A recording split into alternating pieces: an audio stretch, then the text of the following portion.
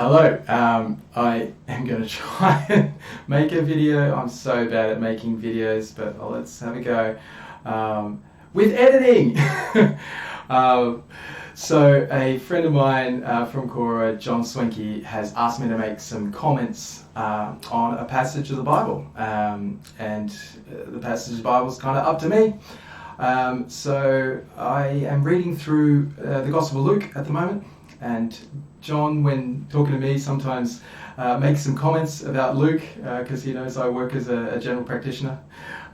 So I've chosen the start of Luke's Gospel to make some comments about some things that I've been thinking through in the last week or so, which I think are very apt with respect to the nature of evangelism, the nature of truth, and what we're doing when we're talking about history, when we're talking about things that we know, when we're talking about things we are trying to communicate, especially with respect to facts and whatnot.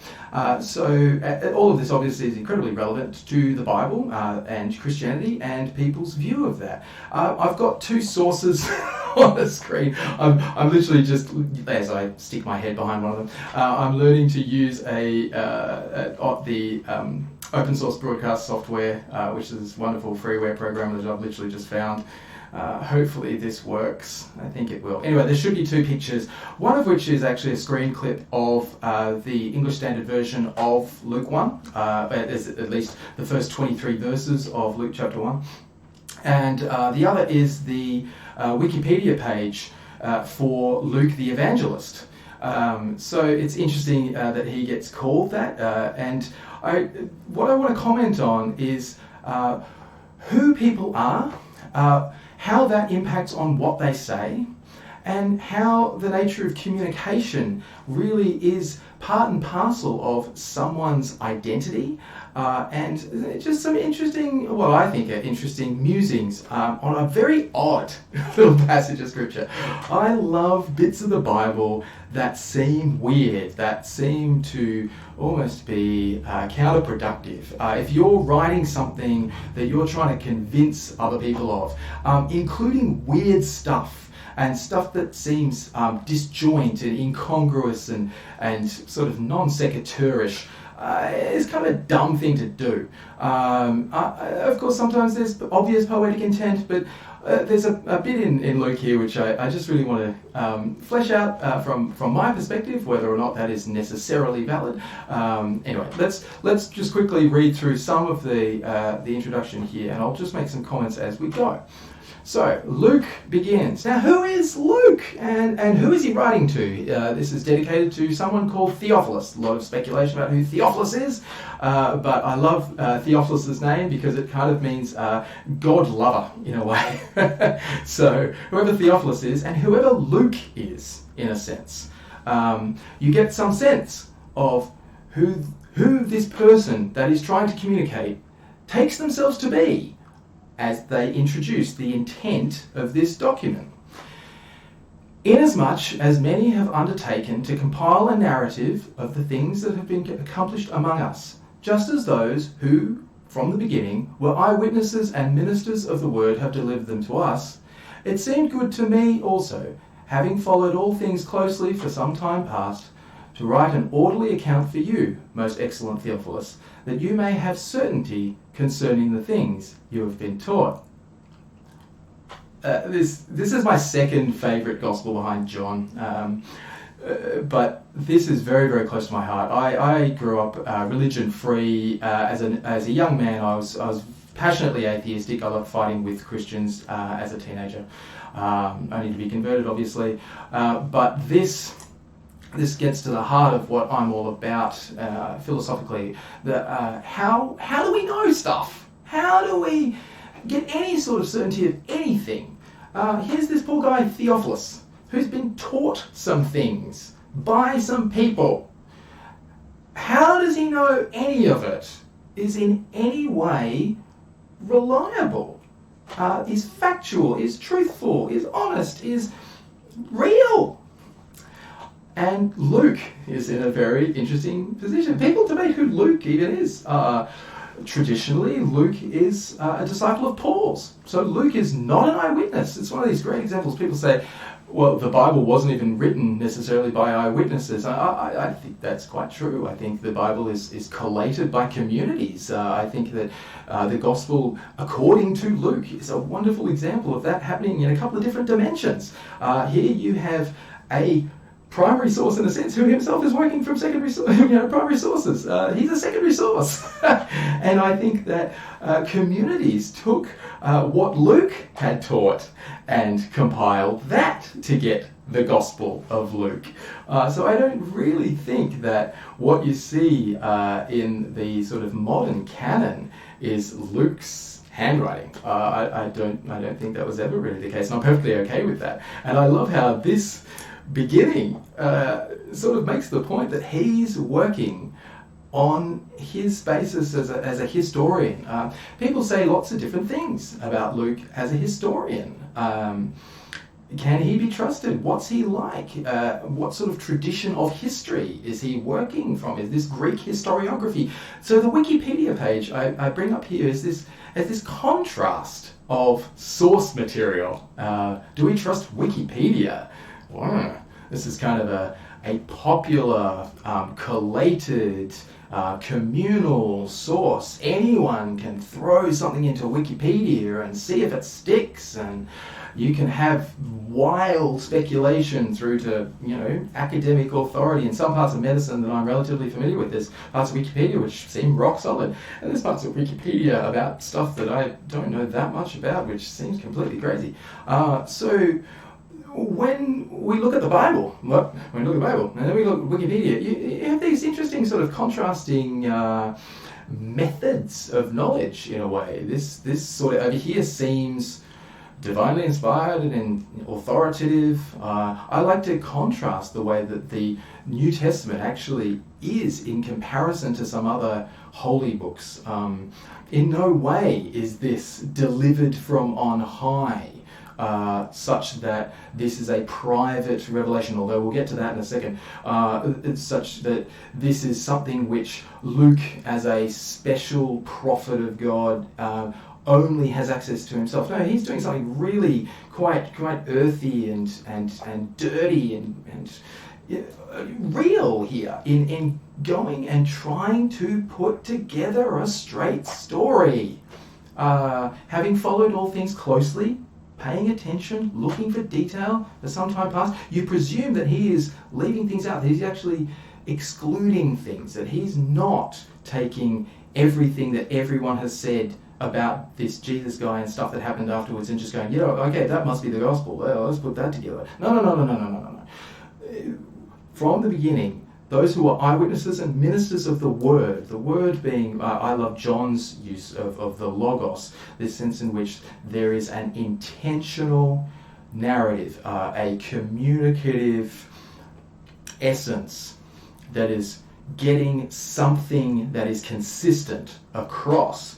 Those ministers of that word delivered to us this account, something they're responsible for, something they can be held to.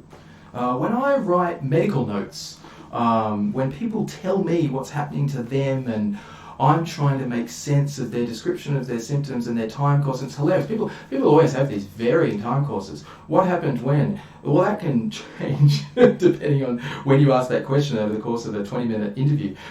Because, of course, our memory isn't perfect. What did you have for breakfast yesterday? Did you take 6 spoonfuls or 7? And how long has this pain been in your tummy? When's the first time you noticed it? Was it last week on a Tuesday just after you did some sport? Or history doesn't work quite like that, especially not in this era.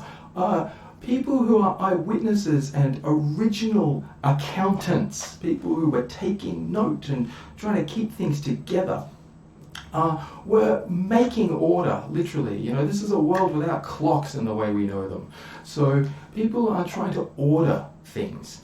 And so Luke here is taking sources and setting them out in a way that makes sense, in a way that follows, in a way that seems to have a logical consequence. So as much as there is an element of detail which orientates people, their rules in terms of the time, landmarks, things that help a reader know where they are in some sense.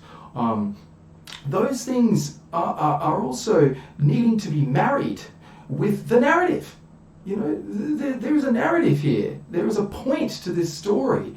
And people sometimes dismiss Luke purely on that basis, that he is an evangelist. Now, evangelion is this wonderful Greek word communicating the delivery of some message, often kind of good. And you know, an evangelion would be a message of a victory of some battle or something. You know, I like to think of the end of World War II, and you know, people dancing in the streets. You know, the famous black and white sort of video that follows the delivery of this true message: the war is over. That's the evangelistic message. So the point of these telegrams coming through saying, you know, the following, you know, casualties have been noted on you know, the Axis side at these battlefields.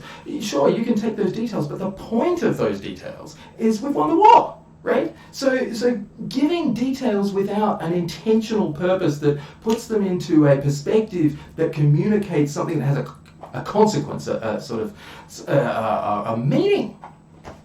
Well, that's not even history. That doesn't mean anything. That doesn't make sense.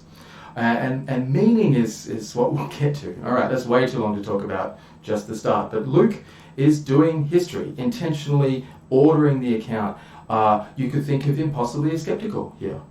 He's not necessarily taking everything that is said to have happened. He's trying to produce an orderly account that makes sense, as opposed to just picking up every little bit of fan fiction that might have existed about Jesus at the time. Okay. In the days of Herod, king of Judas, there was a priest named Zechariah of the division of Abijah. He had a wife from the daughters of Aaron, and her name was Elizabeth. And they were both righteous before God, walking blamelessly in all the commandments and the statutes of the Lord. But they had no child, because Elizabeth was barren, and they were both advanced in years. This is a bit of an Abraham and Sarah thing, isn't it? So here's the comment number one that I wanted to make about meaning. Elizabeth here is cursed. Really, in a way. She would be viewed as a barren woman, as being obviously imperfect and having failed in some sense. There would be strong sort of senses that she was unholy in some way, because of course the holy women of history were fertile and fruitful, weren't they? You know, that's what it's all about. Except clearly there is a parallel to Abraham and Sarah here, but let's forget that. Sorry, I'm being sarcastic. I think this is really obviously showing that the nature of apparent consequences for people and their actual standing before God. I used to be quite critical of Luke here. I used to read this and say, Luke, how do you know, or you know, whoever is writing this, how do you know that these people were righteous before God, walking blamelessly in the commandments? I mean, did someone follow, you know, these guys around with a GoPro, making sure that they kept all the commandments? How do we know these things? No. The comment is there because Elizabeth and possibly her husband, Zechariah, will be assumed to be somehow unholy because they are infertile. And so Luke is making the point that the apparent situation of these people, what happens to people, does not necessarily have the meaning that people might ascribe to it. Wikipedia is full of this sort of thing. People interpret various things about the world, and especially various people's actions or characteristics of people, as having some implications that may or may not be there. And Luke is making a point that the barrenness of Elizabeth was not an indication that they were somehow insufficient. And I think that's really quite profound, and it has a lot to sort of say about the nature of interpretation and how we work with things like Luke and how we work with things like Wikipedia. Now, here's where it kind of gets interesting. While he, Zechariah, was serving as priest before God when his division was on duty. According to the custom of the priesthood, he was chosen by lot, that's funny, to enter the temple of the Lord and burn incense. And the whole multitude of the people were praying outside at the hour of incense. And there appeared to him an angel of the Lord standing on the right side of the altar of incense. And Zechariah was troubled when he saw him, and fear fell upon him. But the angel said to him, "Do not be afraid, Zechariah, for your prayer has been heard, and your wife Elizabeth will bear you a son, and you shall call his name John.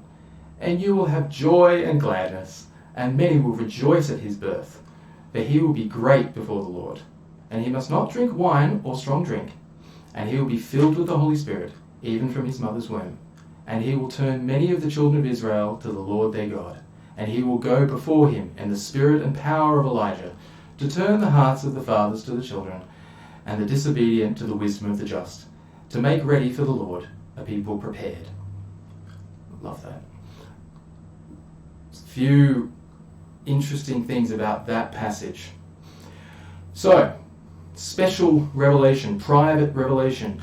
When you're writing some document that you want to convince people of things, don't leave details that make it look weak. So if you're going to say that some angel has appeared, just say an angel appeared. Maybe don't say that everybody else was outside and no one else saw it, right? Maybe don't leave open the possibility that this is a hallucination. And who cares what side of the altar this guy is standing on? So there's some things that reek of funny little details that when people recount, so when people are telling me about funny injuries and odd symptoms, and they're trying to communicate something that they know I'm going to think is strange, that I'm not going to expect, they include these sorts of things. I got up at 2 o'clock, and I know it was 2 o'clock. I looked at my watch because it was next to where my dentures were and the cup, and then I saw it was 2 o'clock, and as I looked back from my watch, then I noticed that I was actually crying this tear of pus that had come out of this thing, an eruption. Like, people recount these things which are completely irrelevant because that's how they're remembering it. And I see that sort of thing in these details, standing on the right-hand side of the altar. Okay, I don't think that there's a sort of, poetic significance to that. And here you see this theme when angels turn up, and angels scare people.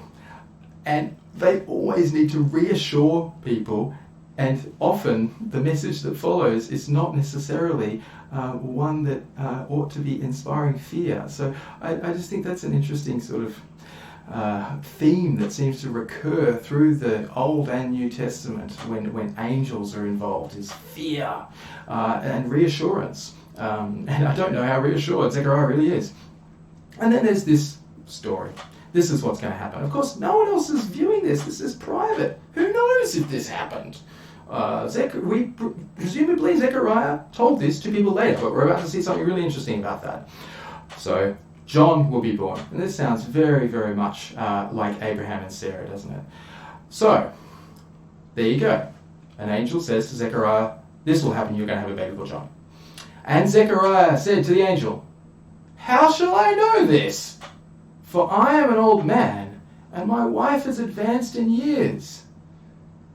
Well, that makes freaking sense. I mean, that's the sort of thing you say when some weird supernatural being turns up in front of you and says, "This stuff is going to happen. P.S. Make sure he doesn't drink wine." And you look at yourself and think, how do I know? Now, note that he's not even saying, "I don't believe you." He's saying, "How shall I be sure?" The very reason that Luke is even giving this document to Theophilus, to know the certainty of the things you've been taught. And here's this angel, and we're about to find out who he is, saying to Zechariah, "This is going to happen." And all he says is, "How do I know?" Give me some sort of logic or evidence, or preferably a combination of the two, such that I may know with surety what you have said is fact. Otherwise, I have no confidence. Of course you can't. How do you know stuff's going to happen if you don't have any reason to know that? Especially when the reasons are opposite. I'm an old dude. Old dudes don't have babies with old women who have not had babies prior. I only dabble in fertility medicine, but that much is pretty known. So these are reasonable questions, reasonable skepticism. It's not even particularly talk back. It's just, how do I know? Give me some surety. And the angel answered him, I am Gabriel. I stand in the presence of God, and I was sent to speak to you to bring you this good news. And behold, you will be silent and unable to speak until the day that these things take place, because you did not believe my words, which will be fulfilled in their time. And the people were waiting for Zechariah, and they were wondering at his delay in the temple. And when he came out, he was unable to speak to them. And they realized that he had seen a vision in the temple. And he kept making signs to them and remained mute. And when his time of service was ended, he went to his home. So, do you just have a stroke or something? You know, is this just aphasia? Is he blown out Broca's area? You know, no, sorry, that's a blown out Broca's area. There's going to be a total hemispheric loss to have this sort of complete mutism. So, I love these details, because this is the second point that I wanted to make. The first point was the nature of meaning with respect to interpretation of implication from observations. Elizabeth is barren. Barren women are not right with God, because women that are right with God make babies, which of course is not correct. But here we have what I think is quite a profound point. I got into a argument, it's not a debate, just fighting over the internet some time ago about specificity and whether two things are actually the same or not. And the point that I was making is that in a very, very strict sense, we can consider all objects, all identities to be thoroughly unique. Because once you are grouping things together, you are taking objects of at least separate contexts and you're unifying them. So simple examples of this sort of thing would be the number 1 and another instance of the number 1. Are they the same thing? Of course, it appears that way, and they are conceptually in an ideal sense, but where you write two examples of that figure on a page, of course they're separated in space. So when we're using the word same, when we're talking about identity, I think it's quite reasonable to be extremely specific. And there's this little paradox in logic whereby we have this problem in time. Logic itself appears timeless, such that results and implications and validity are always valid, soundness is always sound, etc., etc. But of course, there's no sense in which any of us, or any of the logic we apply, exists outside of time. So all of our contemplations of logic, all our applications of it occur in time series, in sequences, and so it is a reasonable argument, in fact a necessary one, to say that no two events are ever equal, that they're never the same thing. When you count 1, 2, 3 and then you count 1, 2, 3 again, you haven't actually counted the same thing, because that's at least separate in time. And time, of course, is defined by sequentiality. This funny thing that kind of Luke is pointing out, putting things in order in a way. This is how we do history, from A to B. And of course you can't go backwards. That's a really abstract, somewhat irrelevant point, except that I was getting into a discussion with a person on the internet, and they were saying that I was being a very unhelpful communicator in the way that I was trying to get my point across about the nature of points. And maybe that's true. Maybe that's true. However, one of the really interesting things is that when we begin to deny definitions, when we say, actually, whatever you are saying is the truth, and let's just take the definition of a word. I do not accept that. You must give me some other reason to accept that. You must give me some other word to define the word that we're talking about. If you do that enough, clearly we run out of words. So if you open up a dictionary, you'll find that every definition of every word consists of other words. And of course, if you call every one of those words into question, you will find that the argument becomes completely circular. All words within a dictionary need to refer to all others, such that meaning is actually invisible. There are multiple dictionaries, there are multiple versions of the Oxford Dictionary. There's this wonderful way in which Wittgenstein points this out over and over and over and over in philosophical investigations, that whatever you're pointing to when you're trying to show something, what am I even talking about? It's invisible. And yet somehow we're able to talk, we're able to communicate, we're able to get a narrative across, we're able to make some sense of things by telling stories in a way, if nothing else. So if you do that enough, if you say, what is truth? Oh, who says that? Oh yeah, Pilate. Anyway, if you challenge it enough, if you challenge axioms, if you dismantle axioms, then you're actually left without a language, because if you have no basis which is actually tautological, if you have nothing which is assumed factual, you cannot actually build any consequence of any kind, ever. So I think it's actually quite profound that when Zechariah is presented with this prophecy, and it's always reasonable to question prophecy, but the question is, who's the prophet? The question is, who are you hearing this from?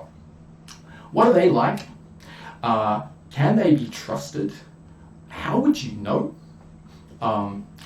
And when someone turns up in front of you and your immediate reaction is to be seized with fear in the way that he apparently was, there's something happening there. This is a deep personal experience, a private revelation. Is that what truth is? Wow, that's tough. That's tough. But he doubts it. He says, how will I know? And Gabriel says, I stand in the presence of God.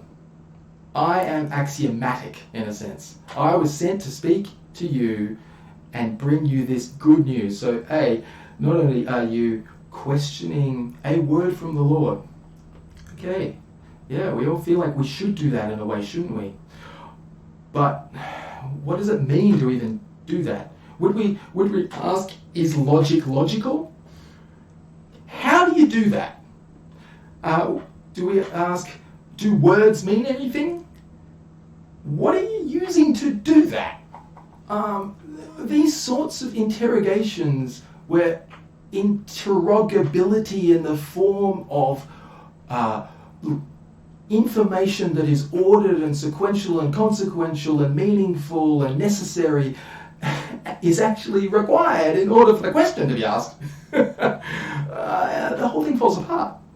And so, similar to where I was having this conversation with this poor bloke who feels I am an unhelpful communicator, and doubtless I am in some senses, but he said to me, if you are going to be so exact as to say that no two things are the same, then obviously we can't talk.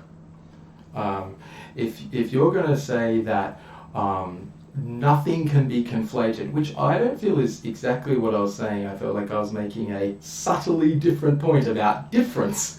But if the interpretation that was made of what I was saying is actually you're saying that nothing can be compared, that nothing has any relevance to anything else because everything is completely unique and completely individual, and there's no relationships between anything, then we have no language, we have no symbolism, we have no way of having any sort of information transfer here, no way of communication, except for these sort of signs that kind of don't do anything. And that's what I see here, in this funny little detail of an angel that seems to almost throw a hissy fit at a priest saying, you've said that I'm an old dude and I'm going to have a baby. Can you please give me some reason to believe why that's going to happen? Well, the reason to believe it's going to happen is because this angel is himself an evangelist. he is carrying this message, this evangelion of truth, of good news, and denying the word, leads to a loss of language. And so Zechariah is mute. I think that's what it is. I think that's what the narrative means, is that in his doubting, which seems so reasonable, but of course it's not, because what he's doubting is the message from the messenger, which is truth, something which he ought to trust. Why? Yeah, why? Sure. Because you have to trust something. How do you choose what that is? Well,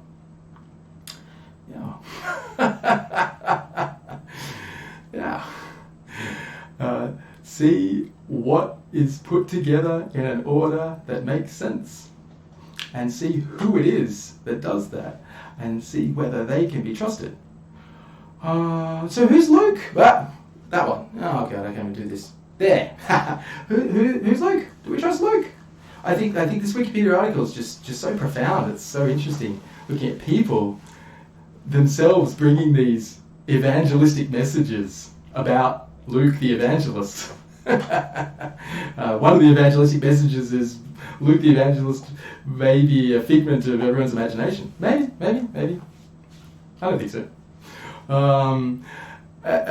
Maybe this episode apparently recounted in a temple of an old man, an old priest, having this funny vision and then not being able to speak. Is that just a post-ictal state? Did he just have a seizure? And he was just really, sort of lost the capacity for speech for a while that bit of brain just recovered? No. After these days, his wife Elizabeth conceived, and for 5 months she kept herself hidden, saying, "Thus the Lord has done for me in the days when he looked on me, to take away my reproach among people." It's really beautiful, the secrecy of the fulfillment prior to the revelation, prior to John's birth. Who knows the truth? Who knows that Elizabeth's pregnant, that what was actually said is happening, right? John isn't out. You can't kind of say, here's baby. But it's happening. It's on its way. Well, Elizabeth knows. I mean, you kind of know when people are pregnant, Goodsell's sign, there's a few other things you can kind of... But